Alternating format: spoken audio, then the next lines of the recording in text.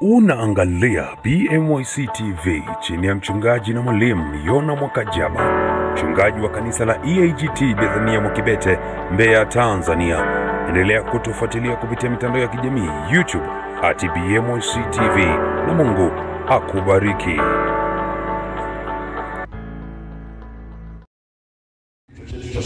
Acha kuwazuia malaika. Acha kuwazuia malaika. Stop blocking the angels. Acha kuwazuia malaika.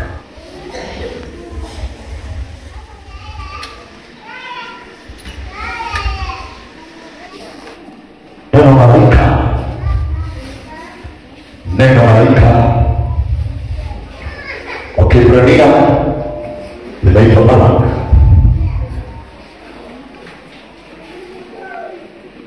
Neno malaika kwa Kiebrania linaitwa malak, M-A-L-A-K, na kwa Kiyunani linaitwa angels.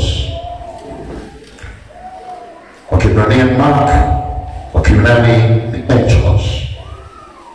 Utaona kwamba kwa lugha ya Kiswahili tulichokifanya ni kutohoa kutoka kwenye lugha asili, ndio maana tunaita malaika kwa Kiswahili. Lakini Waingereza wenzetu walitohoa kwa Kiyunani kutoka kwenye angels kuweka angels. Jina la Bwana libarikiwe sana.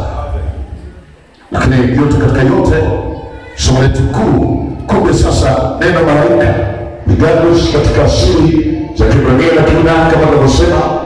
Lakini sasa unapozungumza neno malaika linamaanisha nini? Linamaanisha kitu. Linamaanisha nani? Kwa hiyo malaika tambua kwamba ni mjumbe. Atokee wapi? Atokee wapi kwenda wapi? Kufanya kazi kwa nani? Hivyo basi malaika ni wajumbe au watumishi wa kimbingu wa Mungu. Andika kwenye mabano waraka wa Waebrania sura ya 4 mstari 13 hadi 14. Endelea tena pale pale kuunganisha, bado maana inaendelea. Walioumbwa na Mungu kabla ya dunia kuumbwa. Kwenye mabano andika maandiko haya tena. Yote yanaendelea na utangulizi yakifafanua nini maana ya malaika. Ayubu 38:7. Ayubu 38:7. Andiko lingine la pili tena ndani ya mabano huko, Zaburi 148 mstari wa 2. Zaburi 148 mstari wa 2 na Wakolosai sura ya 4 mstari wa 16. Unafunga baba sasa. Lakini sasa tufuatilie haya maandiko. Tukianza na waraka wa Waebrania sura ya 1 mstari wa 13 hadi 14. Biblia inasema katika Waebrania ile sura ya 1 mstari wa 13, je, yuko malaika aliyemwambia wakati wowote ukete mkono wako wa kuume hata nitakapoweka adui zako chini ya nyayo zako? Hilo ni swali ambalo linahusiwa kwa wachaji wa Mungu, kama ambavyo na sisi leo lazima tufahamu hilo kwamba je, na ukianzia sura ya 1 pale wanazungumza mamlaka na uweza wa mwana wa Mungu. Uweza na mamlaka na mwana wa Mungu. Na mwana wa Mungu ni nani? Ni Yesu Kristo. Halo. Sasa kumbe sasa ni nini maana yake? Kumbuka maana yake inatakiwa tulete tufahamu kwamba kumbe ni wajumbe au watumishi wa kimbingu. 14 inasema, je, hao wote si roho watumikao wakitumwa kuwa hudumu wale watakaourithi wokovu? Sema bila kubwa. Kwa unagundua siri sasa hapa. Kumbe malaika ni watumishi wako. Sema bila. Waliourithi wokovu ni kina nani? Warithi wa wokovu ni kina nani? Sema bila. Kama ndio sisi, kama ndio nani?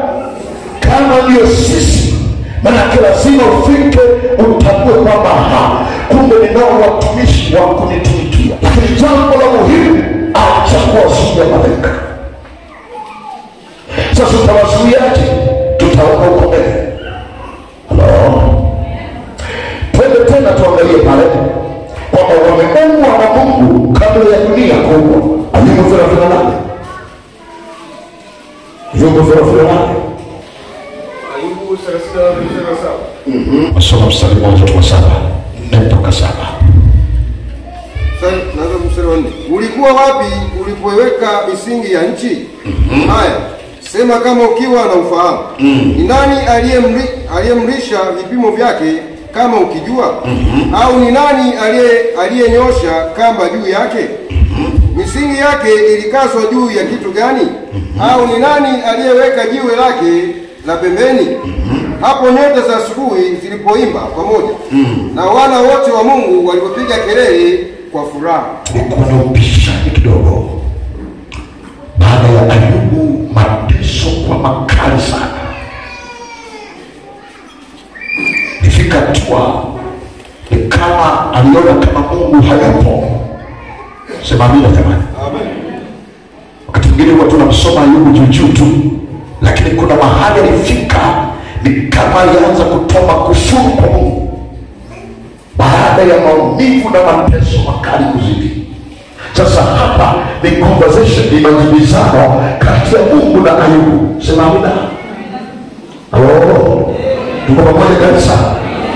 Kwa sababu Ayubu, manake mtu anapotumikiwa mzigo ni mzito, inafika mahala wakati mwingine anaweza kaleta shida, lakini sikiliza, Mungu anamjibu kwa hekima, Mungu anamjibu kwa utulivu, anamwelekeza hatua kama tulivyoona kipande hicho kwa njia ya anamuuliza ulikuwa wapi?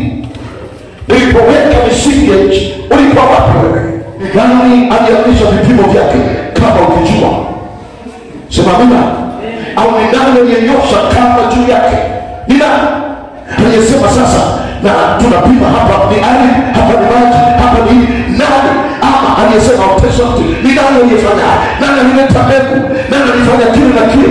Kama nilikuwa na uwezo wa kufanya vitu kwa neno, kufanya pasipo kusaidiwa. Sema amina. Sema amina kwa sababu sikiliza, sema hivi, misingi yake ilikazwa juu ya kitu gani? Au ni nani aliyeweka jiwe lake la pembeni? Ni nani? Nipo saba anamwambia hapo nyota za asubuhi zilipoimba pamoja na wana wote wa Mungu walipopiga kelele kwa furaha. Nyota za asubuhi zinazosema ni malaika. Sema amina. Sema amina kwa jina la Bwana. Wana wa Mungu wanaosema ni malaika. Sema amina. Sema amina kabisa. Sasa lazima ufahamu kwamba kumbe Mungu ametengeneza viumbe ambavyo ukishuka na kunyenyekea mbele za Mungu, ukijitiisha chini ya mamlaka yake, watakutumikia. Sema amina kubwa. Watashuka, watafanya nini? Watakutumikia. Watashuka, watakuzidia kila mahali, kila eneo. Nafika wakati kuna shuhuda kama wakati yuko mwanamama mmoja leo ametangulia mbele za haki, na alikuwa ni mtumishi mkubwa tu, lakini aliokoka tangu binti. Nafikiri alikuwa ni binti baba, alikuwa ameolewa tayari. Sasa wakati huo anasema kukawa na vijana wanataka kuleta shida kwenye maisha yake, kumwangusha kwenye wokovu, lakini yule mwanamke akiwa ametoka kwenye mkesha amesimama sawasawa. Wale jamaa wanasema sasa leo tutamjatia, anajifanya nenda kwenye mkesha, akitoka tu sisi na ile anatoka. Wale jamaa wakaanza kuangalia, kila wanapoona walimuona anapotoka, lakini alipoendelea mbele hawakuona. Zaidi waliona kuna majitu marefu yamemzunguka, yamevaa nguo nyeupe, alafu yeye yamefichwa katikati. Sema muda kubwa. Haya mambo hatuyaoni kwa macho ya nyama, lakini sisi tuna watumishi wanatutumikia. Sema muda kubwa. Sema muda kubwa. Walipomzinia wale wanaendelea kufanya, lakini wanamsikia wakati mwingine akiimba pambio, huko anaenda hana usafiri na kanyaga kwa mguu. Walishtukia mlango unafunguliwa nyumbani kwake, anaingia anafunga kata, ndio wanasema anaingia tayari, lakini hawawezi kwenda kufanya kumgusa tena. malaika watumishi wako kukuzingira kila kona. Sema amina kwa jina la Bwana. Wanazingira biashara yako, wanazingira maisha yako. Sema amina. Sema amina kubwa kwa jina la Bwana. Umesikia shuhuda ya huyu mama hapa. Maana yake malaika wa Bwana wanakuzingira ukivumilia kwa Bwana yeye. Hello? Ukikata tamaa mwanangu, hawatakuzingira, hawataachilia ulinzi, hawatakuzingira hata kidogo, hawatakutumikia kwa kifupi. Halo? Sema amina kubwa. Ndio maana maandiko yanasema lazima ufahamu mambo haya yenu. Hayo majibu unayoyaona, hayo mapigo unayoyaona, kuviwa na watoto, kuviwa na wanyama, kuondokewa mali zako kama vile zimepukutika, lakini mimi ambaye ninao watumishi watakao wanawatumikia mbingu, watakutumikia na wewe, wala usioneshake wa yote. Kama nilifanya haya yote pasipo usaidizi, pasipo mtu wa kushika kama, pasipo mtu wa kufanya kile, hata kwako maana yake nitakurejeshea afya maradufu, nitakupa watoto maradufu, nitarejesha bila chochote, vitarudi mara mbili kwako. Sema amina kubwa. Nafika tu umekata tamaa, usikate tamaa jina la Bwana. Uko mkono wa Mungu pamoja na wewe. Wako malaika Bwana anawatuma wakutumikie. Hello? Sema amina kubwa tena. Soma 148 Zaburi. Zaburi 148 mstari wa 2. Msifuni enyi malaika wake wote. Msifuni majeshi yake yote. Asante. Msifuni enyi malaika wake wote. Sema amina. Sema amina kwa jina la Bwana. Kumbe sasa ndio maana wakati mwingine ukiona kuna uzito ndani yako, hawatumishi wanaotakiwa kusifu mbele yako, malaika wa Bwana hawapo ndani yako. Wakati mwingine ukiona kuna uzito wa kusifu, jiulize kwa nini kuna uzito wa kusifu. Kumbe panahitaji hawa watumishi wakuzingie. Sema amina. Wachilie mguso wa sifa. Sema mguso wa sifa. Na mguso wa sifa hauhitaji sauti iliyochomoka sana, hauhitaji kuemba sana sauti, panahitaji nguvu za Bwana zishuke. Mnanielewa kanisa? Nguvu za Bwana zikishuka, hata kama sauti imechomoka, na mguso wa malaika wa Bwana wale wakusifu wako pamoja na wewe, hakika sikiliza nikwambie, sio kwamba Lusifa aliondoka na jeshi lote la malaika wa sifa. Hapana, Mungu hawezi kujiaibisha. Wapo. Sema amina.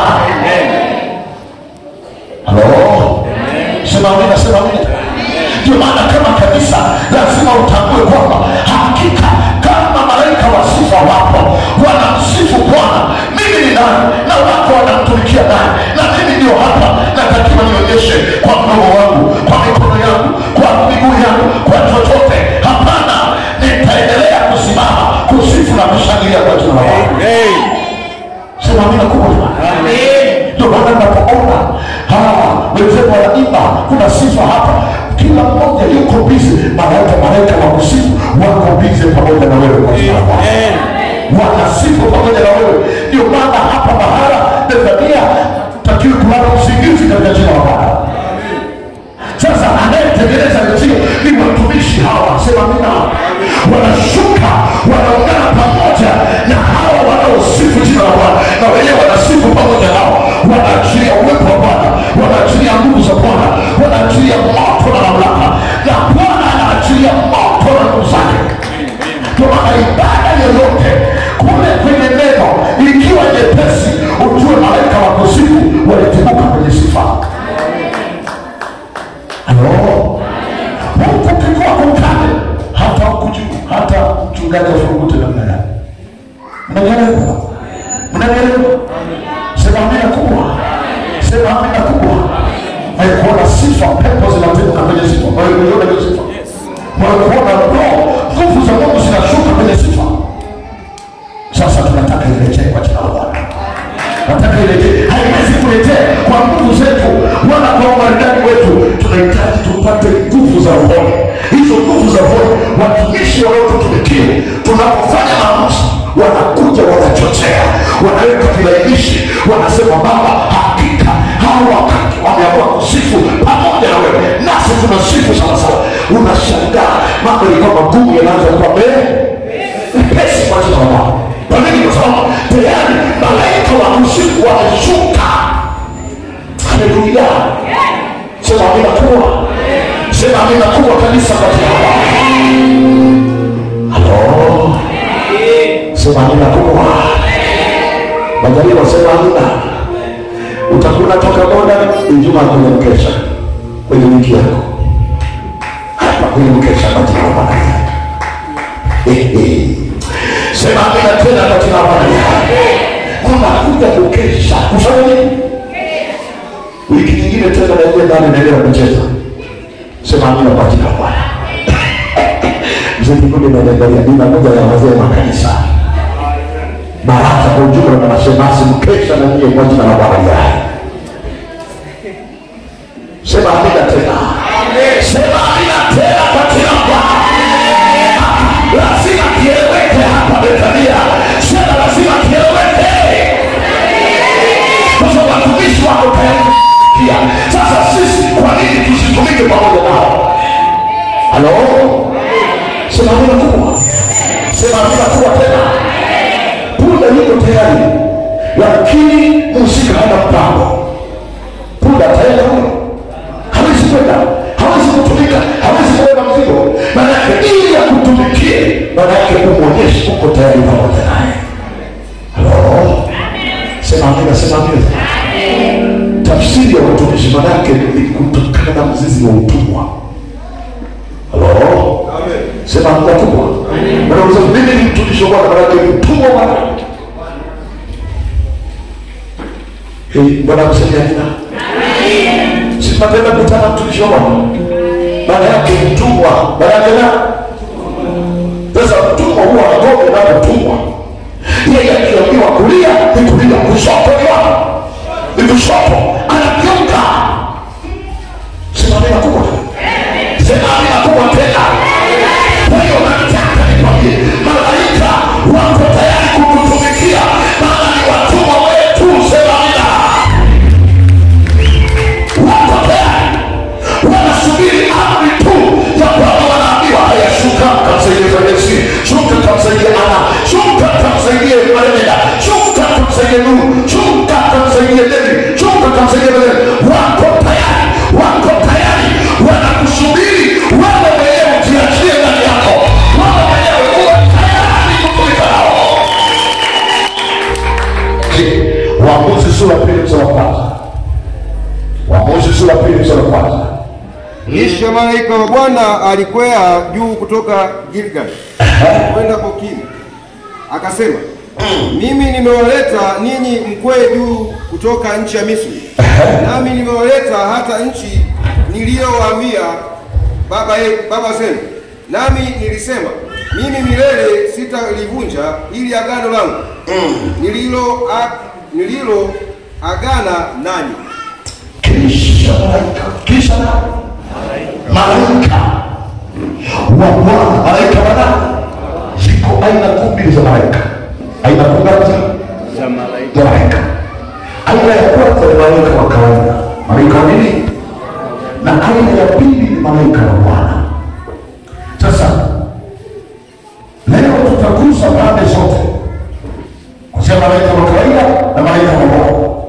Lakini siku zote na mara kadhaa nimepambia hapa, unapokutana na neno malaika wa Bwana kwenye Biblia, maana yake toka agano la kale ambapo Bwana hakudhihirishwa waziwazi, lakini huyu ndiye alikuwa yeye mwenyewe.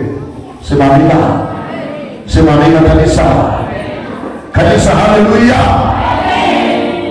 Kwa hiyo lazima ufahamu mambo haya na uyatambue. Kwa hiyo unaposikia malaika wa Bwana kwenye Biblia, maana yake ni Yesu mwenyewe. Ni nani? Yesu mwenyewe. Lakini unapokutana neno malaika kama malaika, maana yake sasa ndio wale kina Gabrieli, ndio kina Mikaeli na wafuasi wao chini yao. Sema amina. Malaika wa kawaida. Maana malaika wa Bwana sio wa kawaida, sio wa nini? Huyu ni Bwana mwenyewe. Sema amina. Sema amina kanisa kwa jina la Bwana. Kwa hiyo unasikia hapa, kisha malaika wa Bwana alikwenda kutoka Gilgal kwenda Bokim. Akasema, mimi nimewaleta ninyi mkweli juu kutoka nchi ya Misri, nami nimewaleta hata nchi niliyowapia baba zenu, nami nilisema mimi milele sitalivunja hilo agano langu niliyoagana naye. Unaona sasa ujumbe wenyewe, sentensi yenyewe, andiko lenyewe linadhihirisha, sema amina, kwamba huyu asemaye ni Bwana mwenyewe, ni Yesu mwenyewe. Anazungumza namna agano aliyoweka kati yake na wana wa Israeli, sema amina. Na ukumbuke lile agano anazungumza na yule baba Ibrahim anayezungumza. Haleluya, sema amina, sema amina. Kwa sababu moja alimwambia utakuwa na uzao mwingi, utakuwa na uzao mwingi. Baadaye anakuja kizazi na kizazi vinaendelea, maagano yanaendelea kuwepo. Ndio maana katika aina za covenant, yani aina za maagano, kuna Abrahamic covenant. Manake agano la Ibrahim, agano la ndio uzao huu unaoona sasa ni agano la Ibrahim, sema amina, ambalo limewekwa kati yake yeye pamoja na Mungu. Mungu anamwapia sasa. Mungu anazungumza na Israeli kwa ujumla, anazungumza na wana wa Israeli kwamba alimwapia kwamba watakwenda katika nchi hiyo njema itayo maziwa na asali, nchi ya ahadi. Maana yake haijalishi kuna vikwazo vipi hapa, malaika watasaidia, sema amina. Wafanye nini? Kulikuwa na vikwazo vingi, kulikuwa na hofu na mashaka mengi, ili vikatua wakakata tamaa, ili vikatua wakajiona kama sio chochote. Lakini malaika alipotokea akawatumikia, wakavuka kikwazo kile, sema amina. Walipoenda sehemu nyingine wakakutana na kikwazo kingine, malaika akawatokea, wakavuka kwenye kikwazo kile. Walipoenda sehemu nyingine wakakutana na kikwazo kingine, malaika akawatokea, wakavuka kwenye kikwazo kile. Nataka nikwambie, haijalishi kuna vikwazo vingapi vinavyokuzunguka, lakini yuko malaika wa Bwana ameshuka juu yako, anakuambia kati ya agano ya kwamba hautabaki kama ulivyo, wewe hautakuwa yule. Nasema usikate tamaa, yuko Bwana kupigania, yuko Jehova kupigania, kukutetea, kukuonekania. Haleluya! Acha kuogopa mwanangu, acha mashaka. Kama aliwapigania wengine, hata wewe atakupigania. Kama aliwavusha wengine, hata wewe atakuvusha. Kama aliwatokea wengine, hata wewe atakutokea. Kama hakuwasahau wengine, hata wewe hautasahaulika. Sema amina kwa Bwana, sema amina kwa Bwana. Hautasahaulika na hautasahaulika. Kwa hiyo mamlaka za Mungu lazima uzifahamu na uzitambue. Mungu anasema katika agano nililoagana naye. Mungu ni wa maagano, sio ni wa maagano. Sema Mungu ni wa maagano.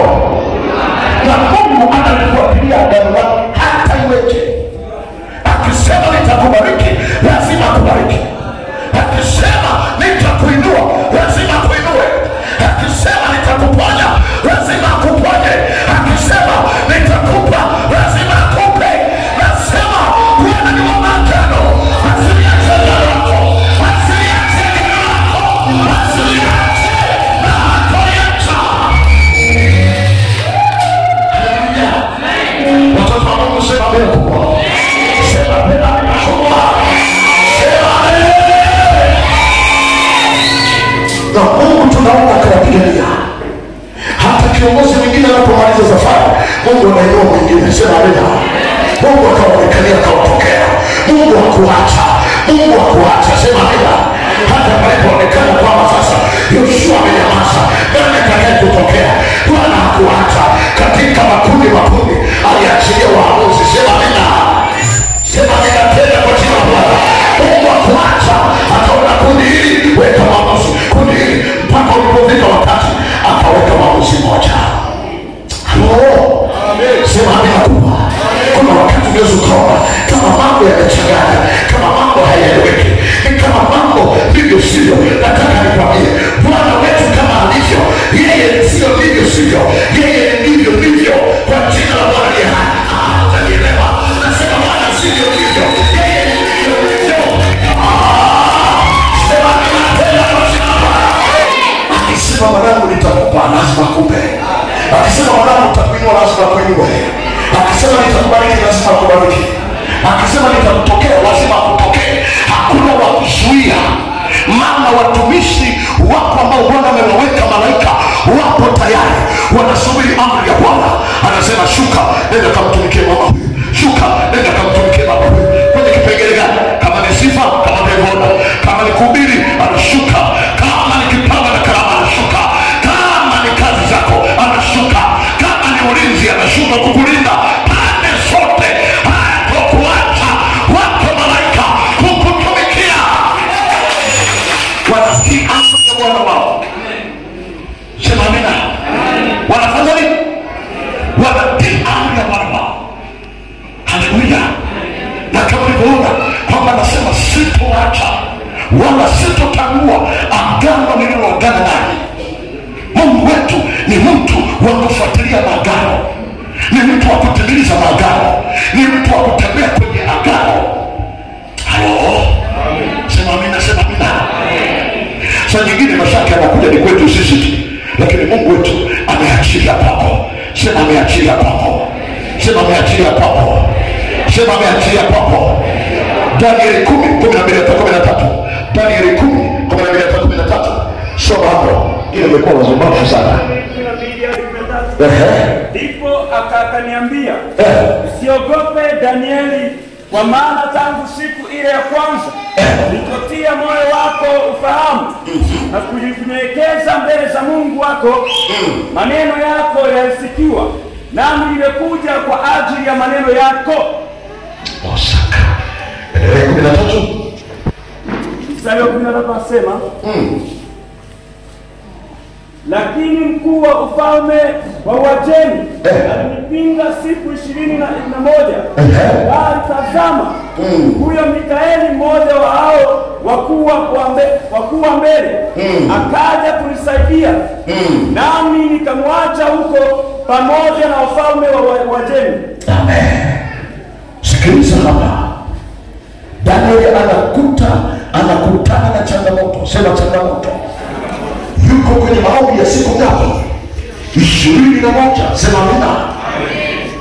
Yanakuja mamizimu, wanakuja wakuu wa anga, lile la Babeli na Uajemi, wanaweka vizuizi. Wanaweka nini? Vizuizi.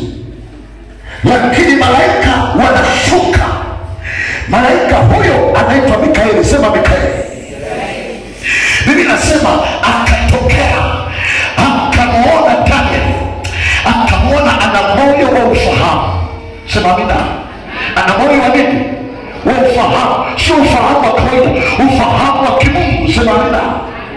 Alafu akamwona namna alivyo mnyenyekevu. Alivyo nini? Mnyenyekevu. Ametulia chini ya nguvu za Mungu. Alafu sasa namna jinsi ambavyo maandiko yanasemeje hapa? Na maneno yako yalisikiwa. Na maneno yako yalifanya nini? Mungu anapoona unyenyekevu wa moyo wako, namna moyo wako unavyomfahamu Mungu. Ndio maana mwanangu pale amesema lazima umjue Mungu sana. Sema amina. Sema amina kubwa.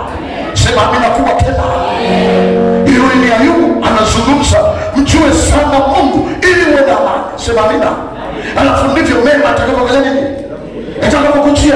Sasa lazima ufahamu kwamba kumbe kiwango cha kumjua Mungu, kumfahamu Mungu sawa sawa, nahitaji moyo uliopondeka, nahitaji kushuka. Sema amina.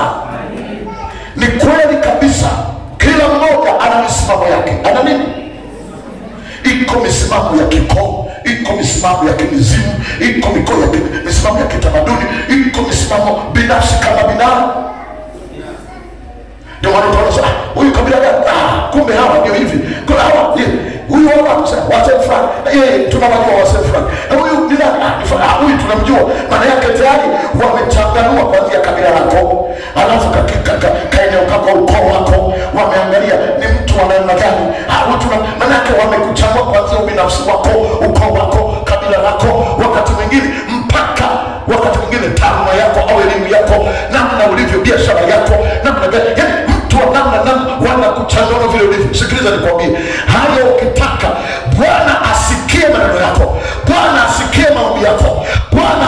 malaika washuke wakutumikie, anahitaji lazima yale mapembe ya kiukoo, mapembe ya kikabila, mapembe ya kimizimu yavunjwe, yakatwe kwa jina la Bwana.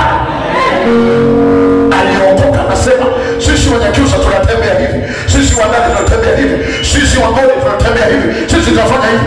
Utabaki na ukabila wako, waenda mbinguni wako kwenye kabila la simba wa Yuda peke yao. Hapa nasema nimekataa, na kwambia ndivyo tulivyo sisi.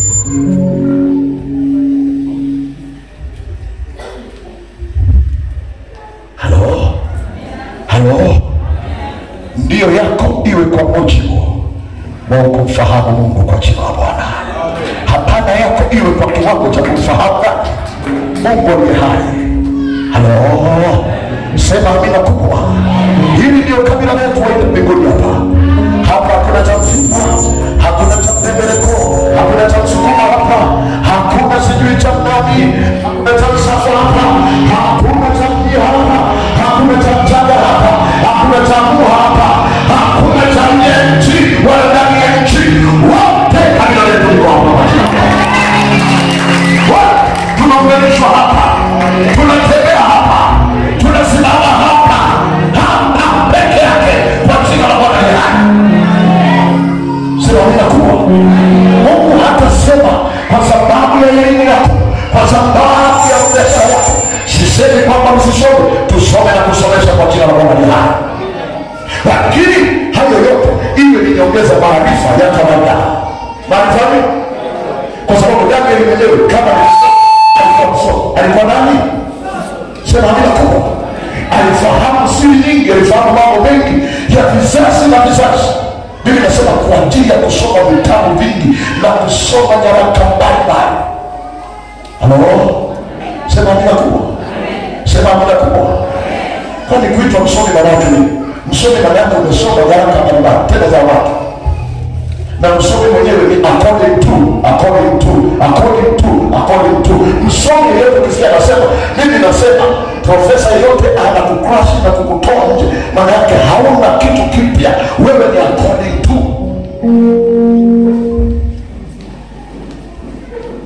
Nasema ukweli, nasema uongo? Otherwise, out of it. Kama kuna mvumbuzi mniambie, kuna mvumbuzi aliyetokea miongoni mwa wanangu hapa kwamba mimi nimefungua kitu changu binafsi. Nani aliyefungua?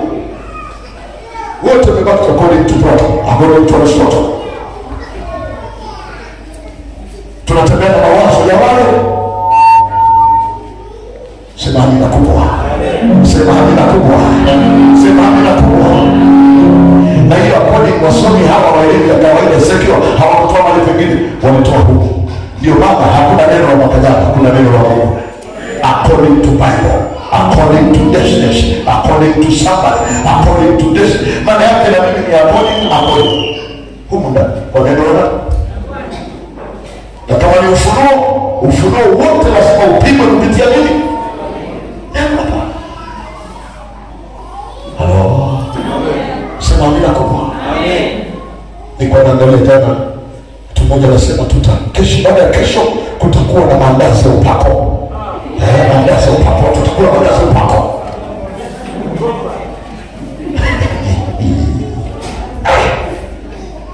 Na tutakula maandazi ya nini? Maandazi ya upako. Keki za upako.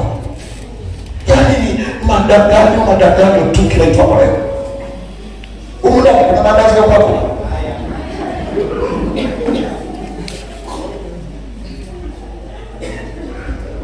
Kuna keki za upako. Upako ni mafuta ya Roho Mtakatifu yanayoshuka kuachilia nguvu na uwezo, alafu hayaji kupitia miguu wala mikono, inaingia automatically kwa sababu Mungu ni Roho. Sema amina. Kadri neno unavyolindwa ndivyo Roho anavyokaa ndani yako. Unavyosoma na kumfuatilia, unavyojitiisha, unavyoshuka, ndivyo anavyojaa ndani yako, ndivyo ufahamu na uelewa wa kumjua Mungu unashuka sawasawa. Danieli alipomjua Mungu, alipomfahamu Mungu sawasawa, malaika wa Bwana anasema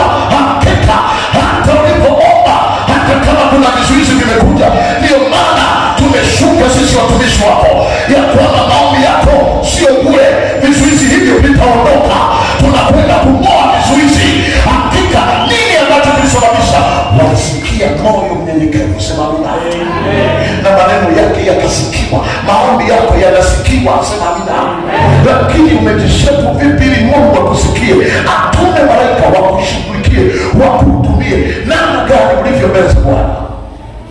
Hilo ndio somo la kujiuliza. Sema amen. Sema amen kwa tena. Haleluya kanisa. Zaburi 91:11. Kwa kuwa atakuangazia malaika zake wakulinde katika njia zako zote.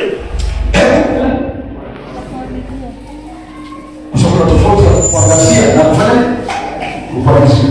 Maana yake atawatuma, atawatuma waje wakutumikie. Wafanye hivyo. Sema malaika waje kunitumikia. Tena wachilie ulinzi katika njia zako zote.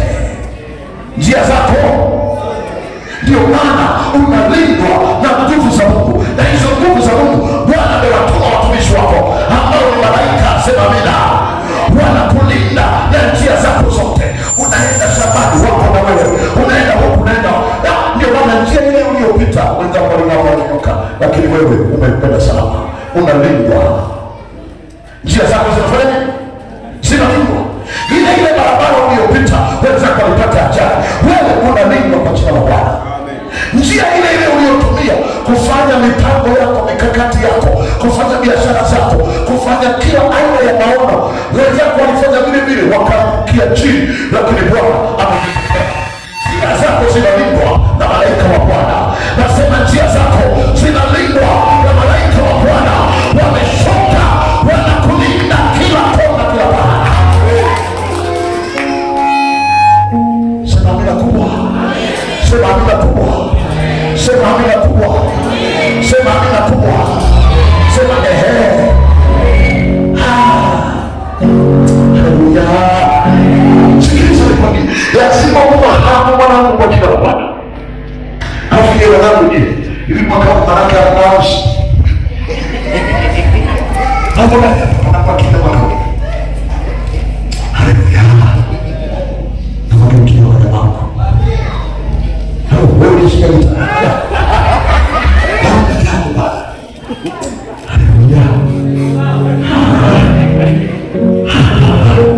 Haleluya. Inamekimbia. Safari yetu ya uchumba italindwa na Bwana. Safari yetu ya kuelekea ndoa italindwa na Bwana. Haleluya. Sema amina kubwa tena tena. Sema amina kubwa tena. Sema amina kubwa tena. Acheni uoga. Acheni nini? Ndio maana malaika ambao wanapotokea ndani anasema usiogope. Anasema usiogope. Usiogope. Unajua wakati mwingine tunashindwa kuyakabili mambo fulani kwa sababu ya uoga. Usielewe nini? Mwingine hata unashindwa kuanza biashara fulani, unashindwa kuanza shughuli fulani, unashindwa kuanza kilimo kwa sababu ya uoga. Sikiliza, hiyo shughuli unayofikiri inalindwa na Bwana. Njia zako zinalindwa na Bwana. Nenda kwa jina la Bwana ni hai. Jitupe, ingia fanya kwa jina la Bwana. Mungu atakulinda. Malaika wa Bwana watashuka wakulinde. Wafanye nini? Wafanye nini? Wakulinde kwa jina la Bwana. Sema amina kubwa. Sema amina kubwa. Na nyie wanaume wengine ambao mjabariki ndoa, anza kubariki ndoa kwa jina la Bwana. Sio lazima mweke masherehe makubwa kabisa. Njoo ibarikiwe na Bwana achilie baraka zake kwenye madhabahu hii. Sasa pigie Bwana makofi ya shangwe kwa jina la Bwana. Luka Mtakatifu 22:43-46. Luka Mtakatifu 22:43-46. Anasema malaika kutoka mbinguni akamtokea akimtia nguvu, naye kwa vile alivyokuwa katika dhiki akazidi sana kuomba, hali yake ikawa kama matone ya damu yakidondoka nchini. Alipoondoka katika kuomba kwake, akawajia wanafunzi wake, akawakuta wamelala usingizi kwa huzuni. Akawaambia, mbona mmelala usingizi? Ondokeni mkaombe, msije mkaingia majaribuni. Kila mmoja wetu. Kumbe tunaona malaika alianza kumtumikia hata Yesu mwenyewe. Hata nani jamani? Sikiliza neno Bwana anasema, malaika kutoka mbinguni, kutoka wapi? Akamtokea, akamtia nini? aliyemtokea ni nani? Ni Yesu. Sema amina. Kumbuka pale juu, mistari ya juu pale, Yesu amefika pale anaomba, lakini akaona katika hali ya kawaida mateso yanayokuja itakuwa ngumu sana. Ndio maana maombi yake anasema, ikiwa si mapenzi yako kikombe hiki kifanye nini? La sivyo basi mapenzi yako yatimizwe tu kwako. Ndipo sasa malaika wa Bwana anaona huyu mtu amefika mahali amejiona kama ni shida. Sema amina. Ukumbuke wakati huo Bwana amevaa vazi la mwanadamu. Vazi la nani? La mwanadamu. Maana yake vazi lingine kama Mungu yuko wapi? Halo? Usichanganyikiwe hapa. Tafsiri yake alitokea yeye mwenyewe akamtia moyo yule aliyevaa mwili wa kawaida. Sema amina. Anamtia moyo, anampa motisha kwamba usiogope, usifanye nini? Ndio maana Biblia inasema akamtokea, akamtia nguvu. Akamtia nini? Nguvu. Kumaanisha kwamba tafadhali usiogope kilichoko mbele yako. Huyu Mungu aliyekuleta, huyu Mungu aliyekutetea, wako malaika watakupigania, watakutumikia.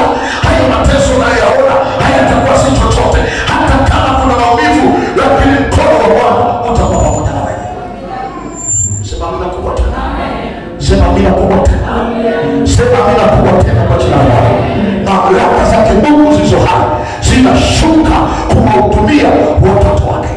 Ndio maana Yesu anapotiwa nguvu, tayari malaika wameshuka, wamemtia nguvu, na yeye anatoka anaenda kuambia. Sema amina. Wale wanafunzi wake walikuwa wamekuwa nao kusali au kuomba, anakuta wamepigwa na nini? Usingizi wako hoi. Haleluya.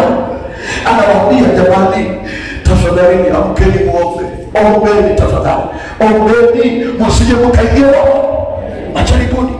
Ndio maana tumekuwa na somo ambalo tutalimaliza Ijumaa ya wiki ijayo, ya kwamba maombi ya vita. Maombi ya nini? Ya vita.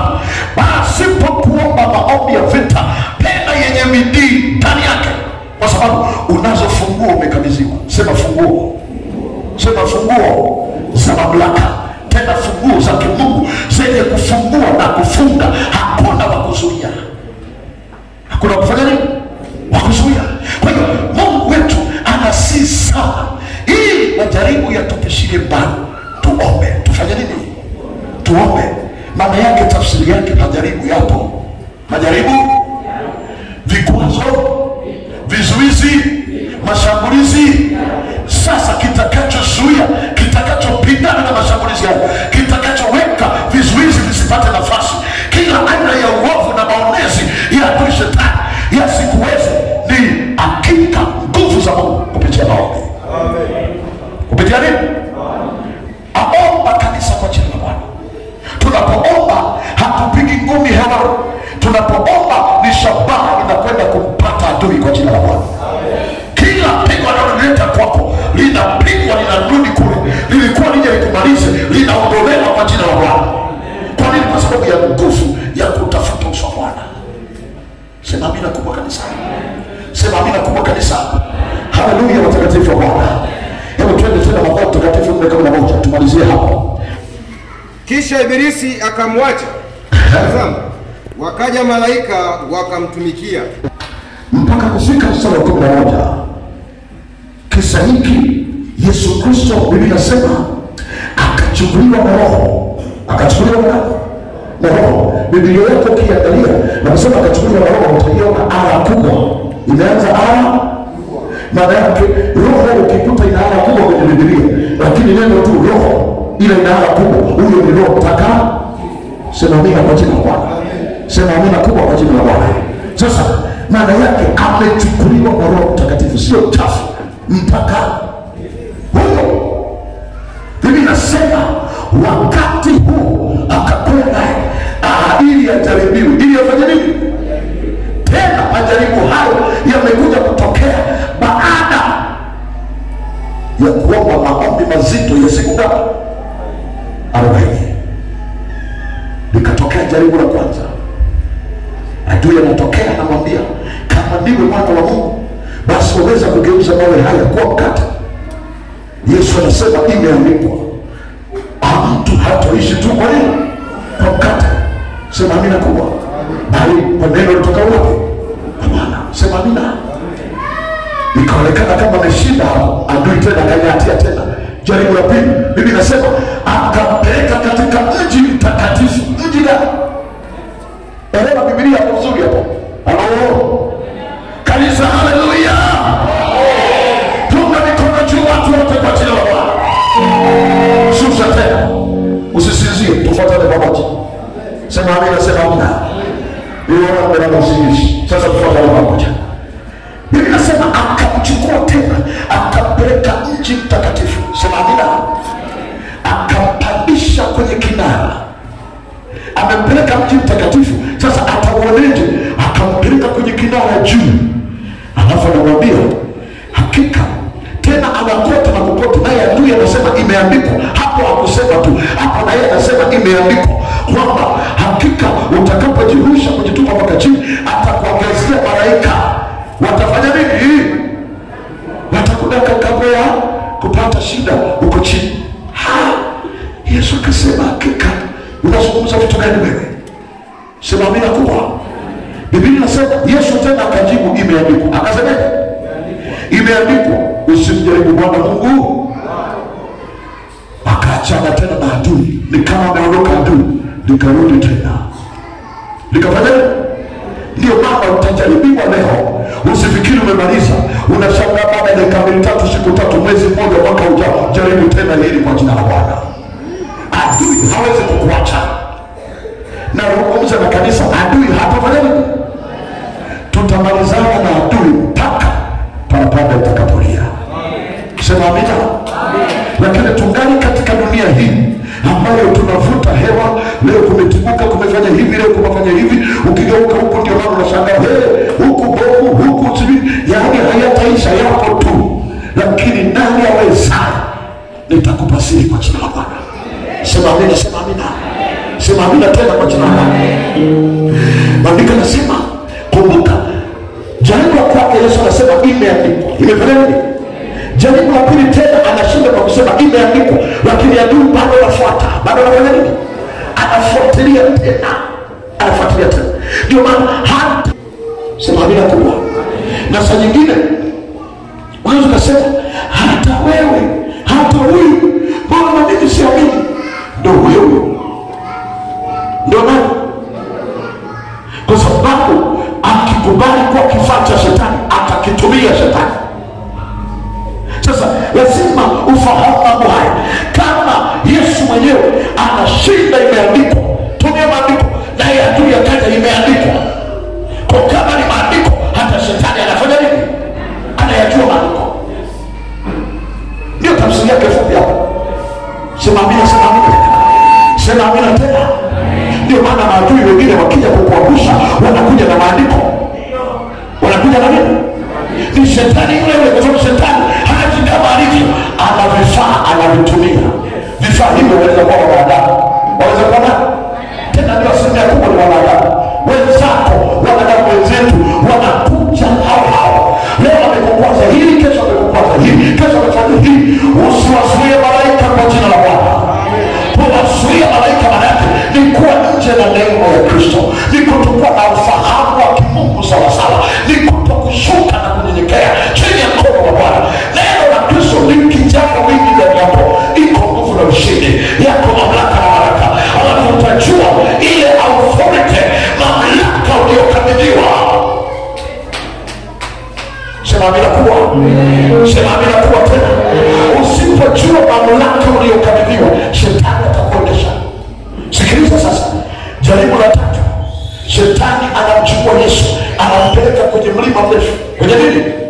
Anamwonyesha fahari zote za dunia, za nchi na kila namna zote. Anasema ukikubali tu, mimi nitakupatia zote hizi. Yesu akasema sasa hivi nataka kunichezea. Nimesema imeandikwa, asikii. Nimeandikwa, asikii. Sasa sitanguli na imeandikwa. Na natanguliza mamlaka niliyopewa. Sema amina. Sema amina tena. Soma Biblia yako vizuri. Sema amina kwa jina la Bwana. Sema amina tena kwa jina la Bwana. Yesu akamwambia, nenda zako shetani. Tuko pamoja. Alipopanda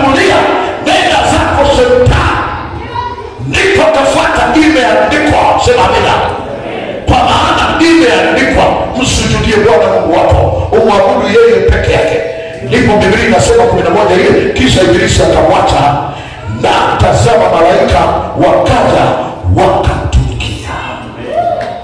Malaika hawatakutumikia bila kushinda. Malaika hawatakuja kutumikia bila kushindi kwa jina la Bwana. That's why nataka utembee na kauli mbili unaandika hapo. Unaandika kama utaandika kwa Kiingereza na kwa Kiswahili sawa tu. Kwamba jambo la kwanza ulifahamu ili malaika wakutumikie sawa sawa. We win by prayer. We win by prayer. Maana tunashinda kwa njia ya maombi. Tunashinda kwa njia ya maombi. Lugha ambayo utaandika wewe sawa tu. Tunashinda kwa njia ya maombi. Lakini jambo la pili, we still victorious by prayer. We still victorious by prayer. Maanake tunabaki au tunaendelea kuwa washindi kwa njia ya maombi. Na tunaendelea kuwa washindi kwa njia ya maombi. Haleluya, kanisa kwa jina la Bwana. Piga Bwana makofi kwa sababu ushindi uko juu yako. Mamlaka yako juu yako. Tunatembea kifua mbele. Hatuna mashaka. Sema hatuna mashaka. Sikiliza, ndio maana unaona Mungu anapotazama ucha Mungu wako, mamlaka zako, anafuatisha malaika waje wakutumikie. Fuata Mariamu Bikira. Nini kinachotokea? Anapendelea